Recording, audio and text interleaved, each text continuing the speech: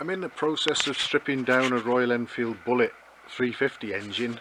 In this case it's a late 50s, early 60s Redditch 350 Bullet engine, but they're all pretty much the same where this that I'm going to discuss is concerned. And the 350s and the 500s can sometimes be very difficult in cylinder head removal. They can get stuck on by the stud holes, and various reasons why they can be difficult to get off. And obviously I've got the cylinder head off this one, but I'm going to discuss what I do and how I did it with this one. I always keep the valve gear intact and present. I don't take the rocker blocks off, and I leave the push rods obviously in place, and all the cam gear and everything is still in there. And what I tend to do is I turn it not to the top dead centre compression, but the top dead centre on the other top dead centre where both valves are slightly open, or if needs be I can turn it till the inlet's fully open or the exhaust fully open, whatever. But you get a tremendous amount of assistance, upwards pressure on the cylinder head like that when both valves are slightly open or either one of them's fully open. You can take your pick and you can have the force there or shared or whatever. And basically once I've got the valves opened to the amount that I want them open, I go around the other side of the engine then, because obviously we've got a good bit of push up on this side of the engine, and with a block of wood, a suitable block of wood and a mallet, you can put the block of wood against this edge here, not the fins but the edge of the rocker box there, so not quite horizontal, a bit of upwards force, and give it a wallop with a mallet, and usually this side will start to yield a little. Failing that, you can get your block of wood and hit underneath the exhaust port and underneath the inlet port, and usually that'll get it going. Sometimes I've even put an exhaust pipe back in the head, especially if you've got the engine still in the bike. You can put the exhaust pipe back in, slewed around, and use that as a really good lever to get things moving. But usually using the valves and the valve springs and the valves actually being open tends to give decent assistance on this side, and can sometimes just help getting the cylinder head going, and like I say, it did in this case. And what I've done following on from that is I found that the cylinder barrel was stuck down very well by the base gasket, and there was no sort of reasonable way of getting it moving. And what I do in a situation like that, get a couple of Stanley knife blades and aim them right at the centre of the gasket between the joint faces and drive them in with a small hammer, and they will exert immense pressure and start splitting or separating the gasket. And then you usually find you can put a screwdriver in, a big screwdriver, with this nut here still in place but wound back a bit. You can use that as a fulcrum and get your screwdriver under there and just get levering a bit, and look, the gasket's let go everywhere, so I know I can lift that barrel off now, and there won't be any fin damage, no risk of that at all. And I'm into the piston next, so that's just a few little tips that might be useful to anyone stripping their Bullet engine top end down, and how I sometimes go about it. We've got the cylinder head off the Royal Enfield 350 Redditch Bullet that will eventually become known as Asbo 49. I'm just in the process of getting the valves out of the head, and hopefully I'll be able to demonstrate here that we're going to definitely need replacement valves and guides. Here's the exhaust valve.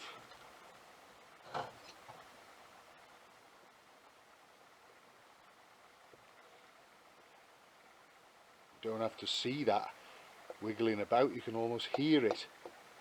Back there you are. That's it clattering around inside the valve guide.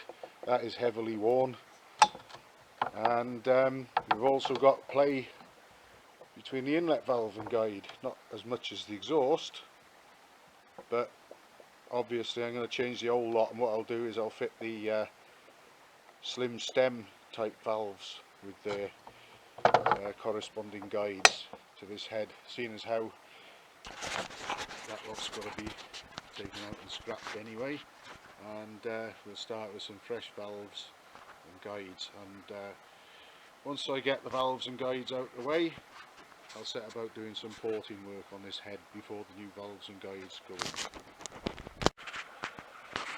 The strip down of this Royal Enfield 350 Bullet engine is well underway now, and I've already got the valves out the head and started doing the porting work on that, but I've moved on to getting ready to split the crankcases, and so far I've got all the primary drive side off, obviously, and I'm working on the timing side now, and I've come to the timing pinion, which usually there's enough space behind it to get the dedicated extractor tool in to clamp around it and screw in and draw it off. But for reasons which might become apparent when I do eventually get the cases split, there's hardly any room between the back of that pinion and the face of the crankcase. And I've just managed to get a Stanley knife blade in there to take up a slight little bit of end float that was available, so it's sort of jamming it over this way towards me, and I'm hoping, fingers crossed, if I'm very careful and lucky with my friend Thor here and a suitable aluminium drift, of course, that I might be able to shock the end of the shaft there and maybe pop the gear off. I'm hoping. So I can't hold the camera and do that, but that's what I'm up against and how I intend to hopefully deal with it. This is literally moments later actually. If I'd had someone standing around to hold the camera for me, we could have done it in one take. But on the second blow, using the heavy copper mallet against the aluminium drift, against the end of the main shaft, with that Stanley knife blade wedged down between the back of the pinion and the face of the casing, the pinion virtually jumped off. So I'm in business and I can carry on stripping and splitting the engine, so that's good news. Got the crankcases of that 350 Redditch Bullet engine separated now, and just about to pull the crankshaft out from the timing side. It slipped out of the drive side, which is unusual. I noticed that there was no thrust washer inboard of the inner main bearing, and also we had this gasket like you find on the Indian engines between the crankcases, which you don't usually get on the Redditch ones.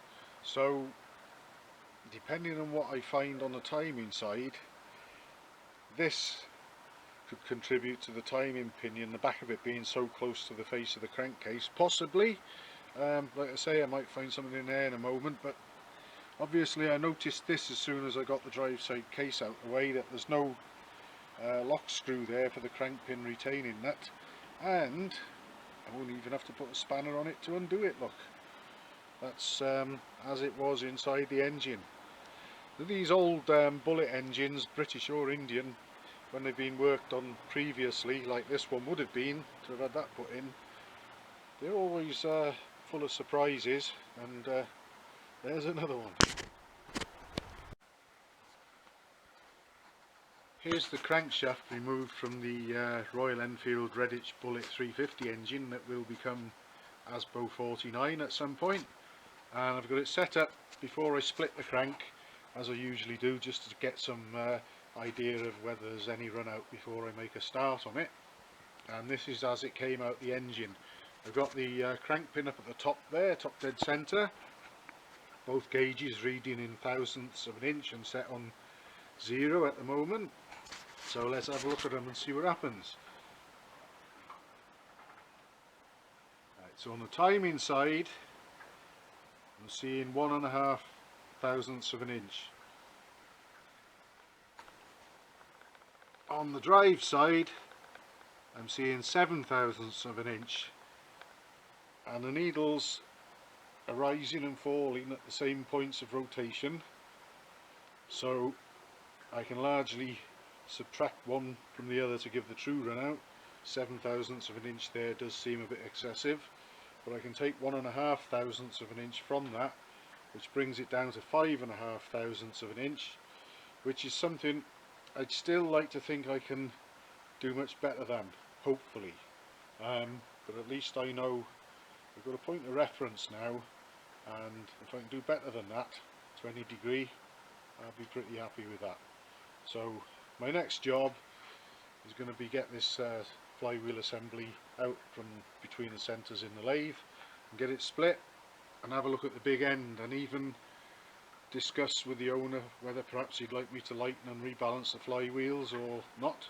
I do it in most of the 500 engines and some of the 350s, so but that'll be the next phase anyway. So I'll split the flywheels shortly, and we'll have a look and see what sort of state the big end is in and what kind of big end it's got. Well, I've got the flywheel split now, and I'm just about to take a look at the big end. And what looks interesting here is we don't have the usual white metal coated floating bush. We seem to have a bronze floating bush, so I don't know what the origins of that might be, or how long it's been in there, what sort of mileage it's done.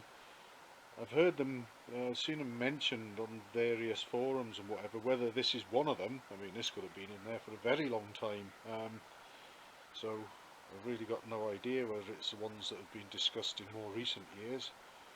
Like I say, I'm interested to know more about what sort of mileage that might have covered, because it's actually in fairly good order, not much in the way of play on it or anything. Although I notice it and the conrod only fit together one way round, so there's a slight difference on one side to the other somewhere along the line, but I'll go through all that and probably change the big end anyway as a matter of course. It'd be foolish not to, really. So there we are, we've got the engine completely stripped right down to the crank and the crank split as well, so that's about as far as you can go. I will be pulling the cam followers out as well though, because they're heavily worn, and looking at things like that, but by and large all the stripping down is done now.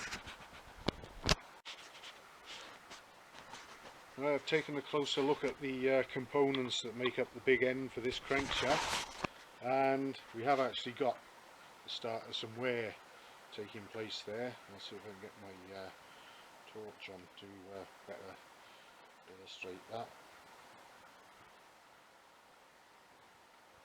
You just probably see a ridge at the centre of the bearing journal of the crank pin. There's a ridge of slightly unworn metal there where it corresponds with the oil channel in the floating bush.